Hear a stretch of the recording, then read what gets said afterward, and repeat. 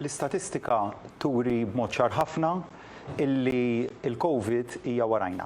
Se nirritornaw għal normalità sħiħa. Dan kien il-kliem li ntqal 5 xhur ilu. Illum 3617 huma l-każi ġodda li feġġew wara illi lura f'Mejju l-Prim Ministru Robert Abela kien lissen dak id-diskors u ħabbar fuq il-medja laburista li l-pandemija kienet xi ħaġa tal-passat u li pajjiżna kien dieħel għal normalità sħiħa. Mentri llum nafu illi il-fatalitajiet telgħu għal 45. Dan wara li tul il-jum tal-erba tħabbret mewta oħra kawża tal-pandemija f'pajjiżna, il-vittma huwa raġel ta' 59 sena illi tilef ħajtu wara li kien qed jingħata l-kura fl-ITU. Ministeru għas-Saħħa spjega li r-raġel daħal l-isptar Mater Dei fl-ewwel ta' Ottubru fejn l-għada it-2 ta' Ottubru kien ġie konfermat pożittiv għal COVID-19. Għal darb'oħra, il-Ministeru ħass il-ħtieġa li jispeċifika illi l-vittma kellu kundizzjonijiet ta' saħħa ulterjuri. Din il-mewta tfisser illi fl-aħħar 4 ijiem f'pajjiżna ġew reġistrati 4 vittmi li ħajjithom inħasdet qabel iż-żmien kawża tal-COVID-19.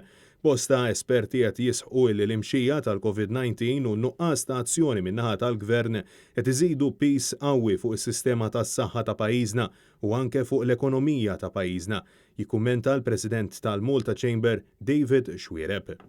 Il-numri qegħdin għolin hekk għax qegħdin nirrealizzaw li nistgħu forsi nirriskjaw. Dak ir-riskju mhuwiex worth it.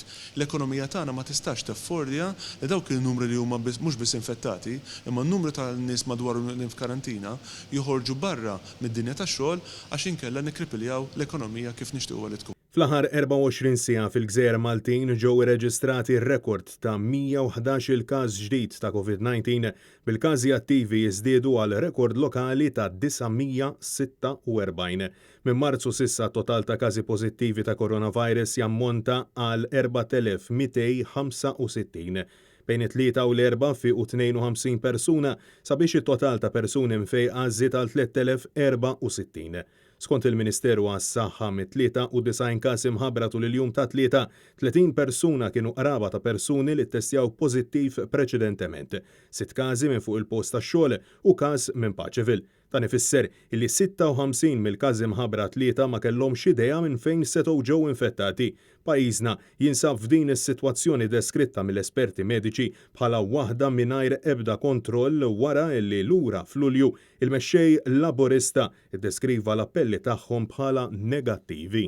U lil min qiegħed jipprova inissel xi dubju fin-nies, idaħħal biża' u għax kellna test pożittiv jew kellna 2 jew kellna 3 u jiddaħħlu l-biża'. Għax jafu li l-mixja pożittiva tal-Gvern jistgħu ifixkluha billi jagħmlu ħsara l-ekonomija. Ħafna jgħidu hekk jgħidu ma x'jonqos jinqala. Ħalluħha jinqal iktar. Biżieda qawwija ta' persuni li qed jittestjaw pożittiv bl-aħħar 5 ijiem jaraw żieda ta' 467 każ ġdid.